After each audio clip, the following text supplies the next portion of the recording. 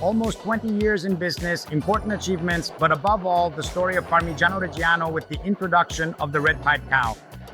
Zabi, we're here where a dream has come true, a dream that today is showing impressive numbers. Can you quickly summarize for us, after 20 years in business, how many cows you have and your revenue? All right, we have between young and old about 180 animals. We have about 90 milking cows. We produce 27 quintals of milk a day for a revenue of around 1 million. The Parmigiano Reggiano from the red-pied cows is now a premium product. It's a Parmesan that's in higher and higher demand. It costs more, but it also represents, let's say, the luxury of this product. What does that mean to you? Well, it means it's a product that really stands out from the others. It's also an organic product, and it's produced from animals of a single breed, which is the Simmental. And above all, it's a product that comes from the well-being of the animals. We're in a place of well-being. There was a bridge here. This was an area for partisans. What did it mean back in the 40s to be in this area? What were the difficulties? Well, you know, a person who wanted to mill, say 20 kilograms of wheat had to set out. If they weren't from this area, for example, from Secchio, they'd cross this bridge and travel 4 or 5 kilometers to come here to mill their wheat, their corn, or their chestnuts. Tenacious people, the people of the mountains? Hardy people, tenacious, determined, and sincere.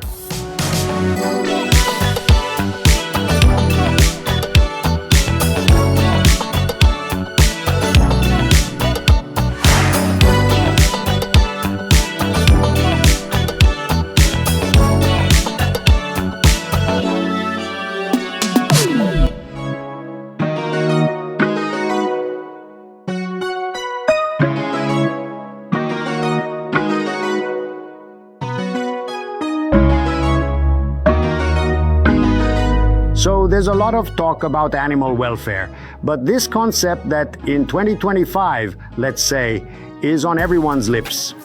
Here, however, we're talking about replacement stock and have been for many years, for decades. What does it mean to manage replacement stock, and what does animal welfare mean? Well, managing replacement stock means creating a reserve of animals to replace the ones that in the dairy barn, as a logical consequence of their age and other factors, get replaced. So having this is the beating heart, you could say, of the farm. This is where the cows for the replacement herd are raised. The heifers, they're raised as calves, then from calves they become heifers, and they're put in this barn. There's a bull in here with them that impregnates them, and when they're ready to be bred, they're moved to the dairy production barn. It's a balance, an important balance that has to be maintained to preserve this unique characteristic, which is... Mr. Zobi, you started this dream, which we'll see in all its various details, by thinking about the well-being of the cow. But above all, you wanted to see them grazing and in a clean environment. Absolutely, yes.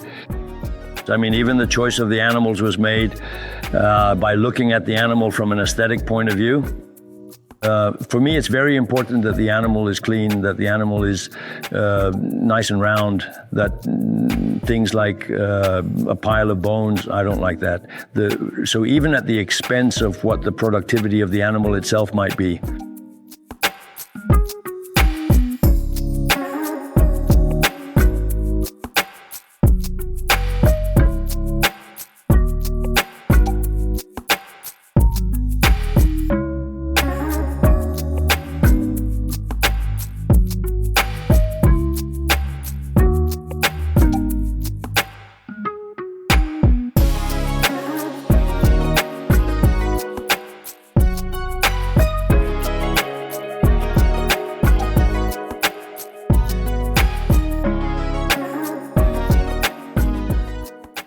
We're here at the heart of your business. We're talking about the Pezzata Rossa. And it was an experiment that led to a revolution within the world of Parmigiano Reggiano. Can you tell us how it all started? Well, it's not exactly a revolution, eh? Let's just say that it's more like a significant goal, an important milestone that we've managed to achieve together as a team. Basically, what did we do? We brought only and exclusively Pezzata Rossa animals into the barn. What are the Pezzata Rossa? They're the Simmental breed. They're animals that originally came from the Sime Valley, which is in Switzerland. And the breed has, over time, gradually spread across the entire alpine mountain range. What are the characteristics of these animals? They're animals that were once triple purpose, milk, meat, and labor. Today, of course, the labor part has been replaced by tractors. So they're dual purpose animals, milk and meat. We're talking about around 2013 when this business started. Why did you decide to bring these cows to the Reggiano Apennines? Because after doing some research on the internet and also listening to the opinions of the old timers, I identified the Pezzata Rossa as the most suitable animal for our needs. You have to remember that we were new to dairy because before this we raised Chianina cattle. And so consequently the issue of mastitis, how to manage mastitis, it was quite intimidating. But these animals being so rustic had fewer problems of that kind at the expense of productivity, which in the end turned out not to be true because they're animals that also produce a good amount of milk. And then you did a lot of work on the production regulations asking for... What did you ask for? We asked the Pezzata Rossa Association in Udine for authorization to use the Pezzata Rossa brand on Parmigiano Reggiano because that kind of branding didn't exist for Parmigiano Reggiano. And right now we are the holders of the Pezzata Rossa brand for Parmigiano Reggiano. And you can safely say that you really started a cultural revolution because here in the Reggiano Apennines you started talking about organic when no one else was. Of course. But the topic of organic is another discussion entirely. It's another aspect, like animal welfare. I mean, you can have animal welfare with both the Pezzata Rossa and the black and white breeds. It's not that organic is a choice. It was a choice I made from the beginning to have organic animals. And so even the Chianina cattle back then were organic. Here, we only have Pezzata Rossa. Yes, only 100% Pezzata Rossa. Why only these? Because otherwise it would defeat the purpose, which is the goal of creating a cheese made only from Pezzata Rossa. You supply the milk that is used to make Parmigiano Reggiano, specifically Pezzata Rossa Parmigiano Reggiano. What does it mean for the end consumer to eat a Pezzata Rossa Parmigiano Reggiano? Well, it means eating a very high quality Parmesan with the awareness that you're eating a product that is the result of a dedicated and ongoing pursuit of genuine goodness, a deep commitment to animal welfare, and above all, a product that is carefully made with high-quality organic milk. This all stems from when you were a child. You said you had fallen in love with this place, but especially with the animals. The cows have to be nice and round. And clean. And clean. If you look at the animals in the barn, how they are, they have to be like this, clean, because cleanliness and order, they really help with the animal's well-being. Mr. Zobby, but this whole dream started with other animals. You started with horses? Yes, let's say we started with horses because it was back then it was the simplest and most fun thing to do. But the real passion for animals was for the cows. First with the Chianina? First with the Chianina and then later with the Pezzata Rossa. But the Chianina story was set aside. Why? Because in our area it wasn't profitable. You have to remember that we started with the Chianina because we had the restaurant, and the idea back in 2008, so we're going back a few years, was to make a product to serve a 0-kilometer product. In fact, Boccede even came to award us for this unique quality, which back then was something really far from what people could imagine.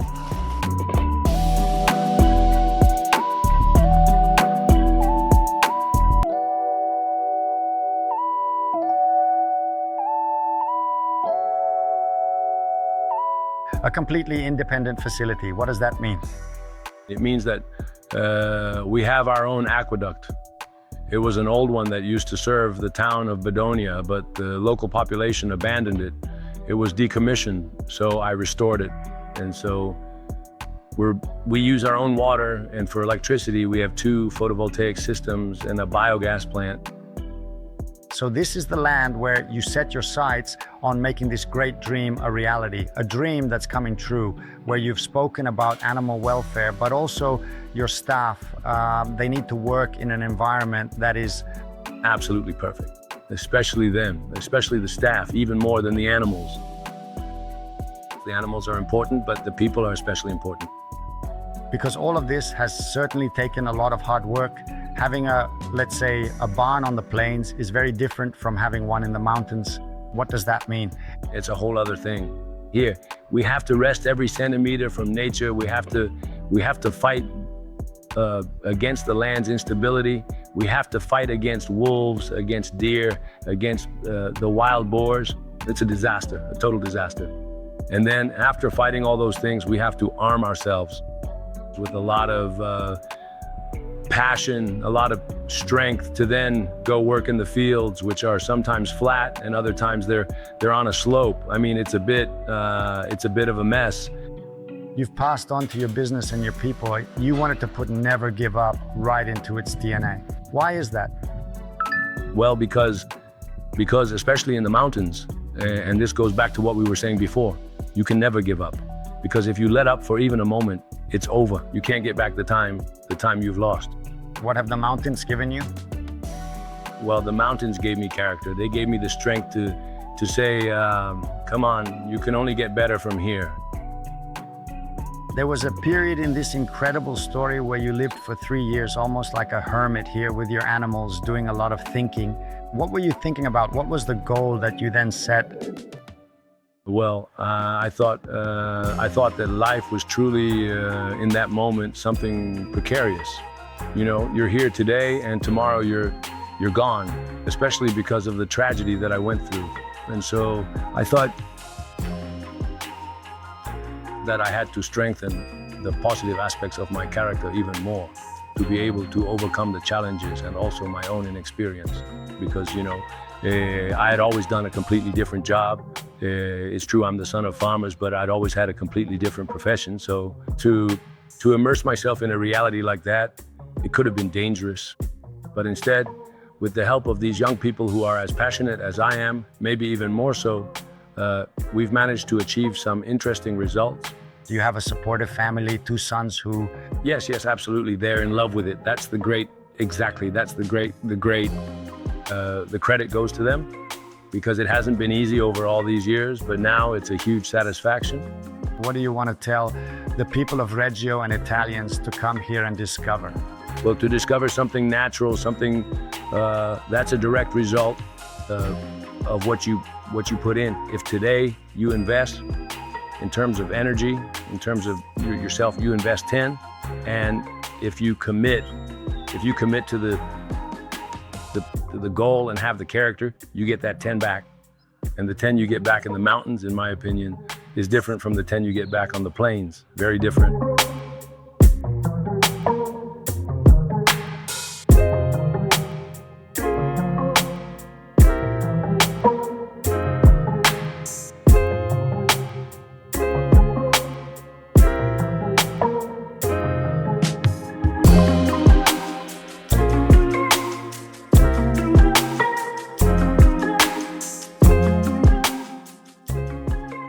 In a magical place like this, of course, there had to be a vinegar cellar. Well, it's another one of the many passions I have. Maybe too many passions.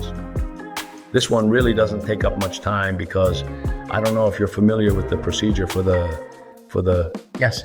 It's about 3 hours of work a year to top up the barrels, and that's it. But there are some unique aspects. The air, the good air you have here. The good air, yes, the climate, they ensure that the product has the right acidity and the right density. That's according to the people who come to do the analysis. I simply limit myself to doing what I have to do and tasting it when I draw the vinegar from the first set of barrels, because I haven't drawn anything from the others yet. The only one I've drawn from is that one over there, which is 45 years old.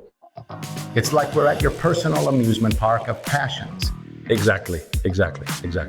Well said, the amusement park of passions.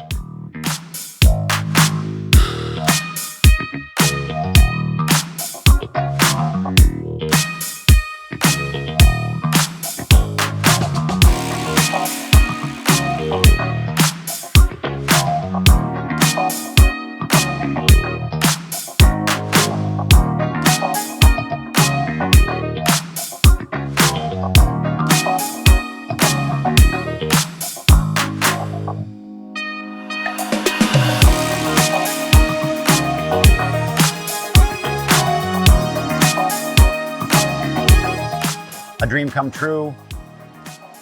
Zabi, you've transformed a structure from the 1600s. You brought it back to life after it was abandoned for over 30 years. How did this idea come about? Well, the idea came from the fact that I was born 500 meters from here in a small town called Boccede, the town right before this one. And we used to come play. Back then, there weren't many options for games. We'd come play Cowboys and Indians right here in this spot where there was practically nothing, it was all in ruins. And I always said, I loved it to death. I always said, when I can, I'm going to buy it. And so I did. It's just that the buying it was a small step, but renovating it was a big step. And right away, when you thought about buying it, what did you have in mind? What was it supposed to become? No, nothing. I had to buy it because it had to be mine, period. But it's also a magical place because of its history, because this place provided food during the Second World War. Can you tell us about that period? Yes, let's say that on April 13th, 1943, the Germans burned down Villa. And basically, this mill sustained the population for quite some time, grinding wheat, grinding corn, grinding chestnuts. And it helped significantly to get through the enormous crisis that had developed. Villa Minoso recognizes this place as an important and historic site because Villa Minoso has also received medals.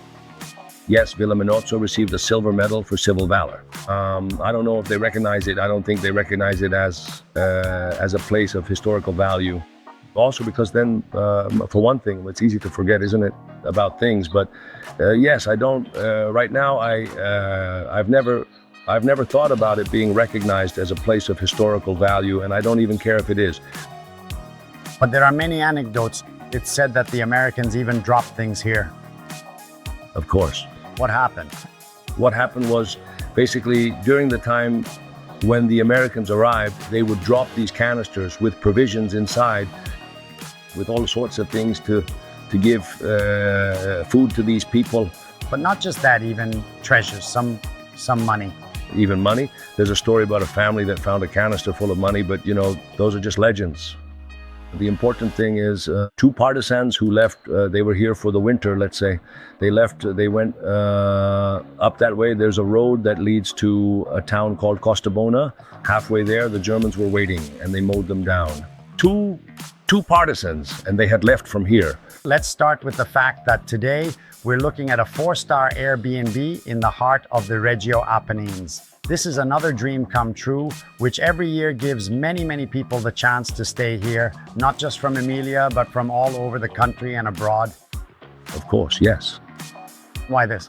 Why did you want to make such a beautiful place a tourist destination? Because once the dream was achieved, it felt right to share it with other people, and so to create a business from it. It's been cared for down to the smallest detail. It could have been done for much less. Why? Yes, because well, it's not the fruit of my own genius. I had a partner who was particularly skilled, an interior designer of truly great importance, and he was someone who took special care of the small details. And so we would go, when we traveled for work, we'd go to various cities abroad and we'd stay in the best hotels, not 5-star, but still 4-star, nice 4-star hotels. We would look at the things, the beautiful things they had, and we'd try to bring them back with us to then recreate them here. All of this is your dream, but it's also rich in culture. You can feel the partisan era here. There's the Pezzata Rossa. What do you want to pass on? What legacy do you want this magical place to have? Well, first and foremost, to my children, to never give up, to set goals for themselves. It doesn't matter if there are many, in fact, the fewer the better, but to achieve them. Never leave things half finished. And to the town, to Villa, I will leave the memory of a person who, in any case, always tried to act with sincerity and transparency to do good things for the town. Your next dream? The next immediate one, the closest, yes, going to Sardinia for the week. That's the next one.